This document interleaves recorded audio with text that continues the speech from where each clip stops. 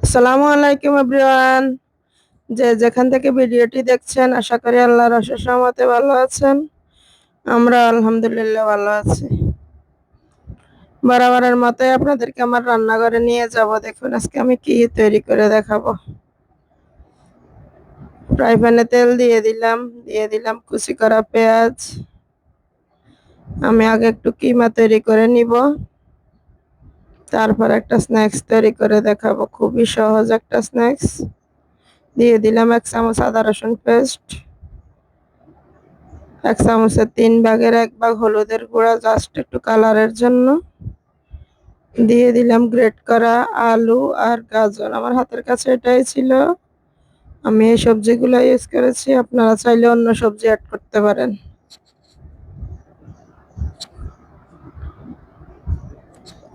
দিয়ে দিব স্বাদ মতো লবণ, কুচি করা কাঁচামরিচ, আর অল্প একটুখানি সাদা গোলমরিচের গুঁড়া। এখানে আমার 1 চামচ লবণ লেগেছে। আপনারা আপনাদের স্বাদ অনুযায়ী লবণটা ব্যবহার করবেন, ঝালও যার যার স্বাদ অনুযায়ী। কম খেলে কম দিবেন, বেশি খেলে বেশি করে কাঁচামরিচ দিবেন। এবার আমি একটু ঢেকে দিলাম সবজিগুলো সিদ্ধ হওয়ার জন্য। সবজিগুলো প্রায় সিদ্ধ হয়ে এসেছে। এখন আমি এর মাঝখানে 2টো ডিম ভেঙে দেব। ডিমগুলো আমি ভেঙে সবজিগুলোর সাথে ভালোভাবে মিলিয়ে নিব।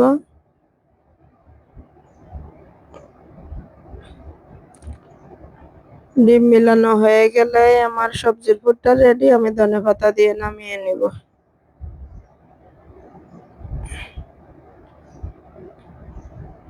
ডিমটা আপনারা চাইলে আলাদা স্ক্র্যাম্বল করে নিতে পারেন। আমি সবজিগুলোর মাঝখানে দিয়ে একসাথে করে নিচ্ছি।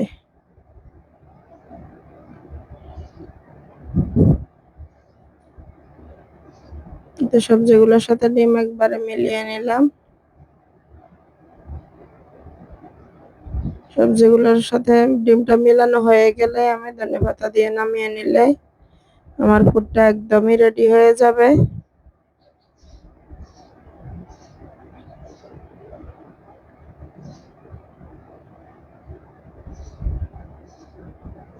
দেখুন পুরটা এক সাইডে রেখে এখন আমি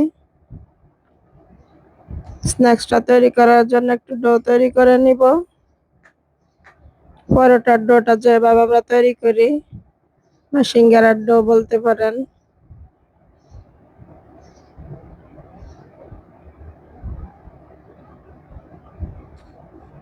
এখন আমি এখানে নিয়ে নিব 2 কাপ ময়দা।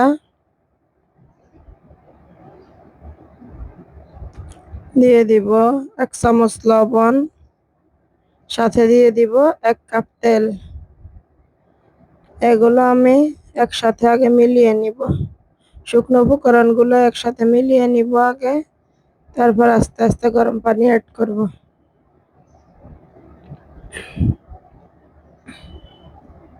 খুব ভালোভাবে মিলিয়ে নিব। এরপরে দেখব যে এটাকে হাতের মুঠো কিনা এটা দেখবো। 1 মুঠো যদি হয়ে আসে, দলা পেকে আসে, তখন বুঝবো যে আমার আটাটা একদমই রেডি।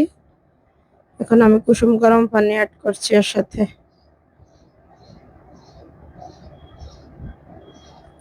এরকম একটা ডো তৈরি হয়ে গেল। এটা রেস্টে রেখে দিলাম কিছু সময়ের জন্য। এরপর আমি দেখুন এভাবে রুটি তৈরি করে নিব আগে।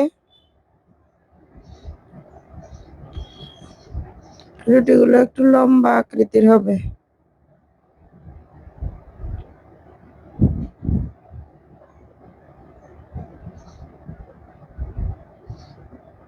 একটু লম্বা আকৃতির করে মাঝখানে আমার রুটির মাঝখানে সবজির পুরগুলো দিয়ে দিব। দিয়ে দেখুন আমি কিভাবে তৈরি করি স্ন্যাক্সটা। এটা চায়ের সাথে বিকেলের নাস্তা, বাচ্চাদের টিফিনে খুবই মজাদার একটা স্ন্যাক্স। আপনারা চাইলে বাসায় ট্রাই করতে পারেন। খুবই আমি একটা রেসিপি।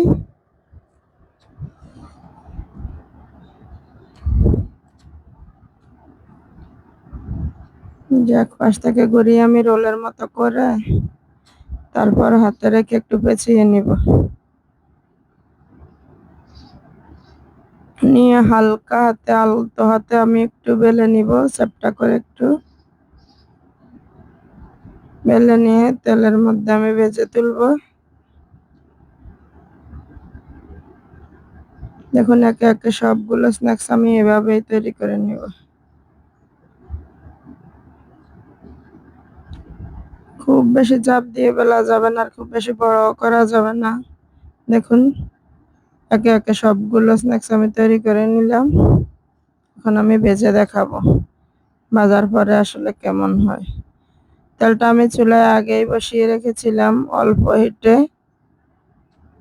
খুব বেশি হিটে দেওয়া যাবে না, কারণ বাইরে থেকে পুড়ে যাবে, ভিতর থেকে কুক হবে না। এই কারণে অল্প আছে, এগুলো আস্তে আস্তে ভেজে তুলবো।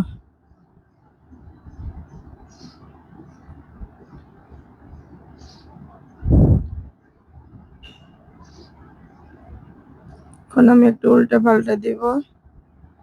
ব্রাউন কালার হয়ে আসলে বুঝবো যেটা হয়ে গিয়েছে, তারপর আমি নামিয়ে নিব।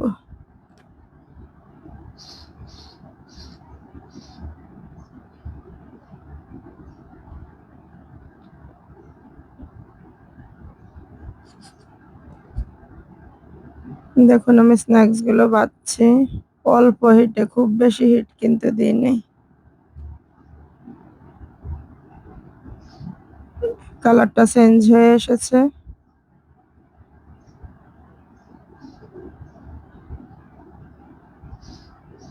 এভাবেই বারে বারে উল্টে পাল্টে স্ন্যাক্সটা আমি তৈরি করে নিব। এটা খেতে খুবই মজা, বাচ্চাদের খুবই পছন্দের একটা খাবার। দেখুন স্ন্যাক্স গুলো আমার ভাজা হয়ে গিয়েছে।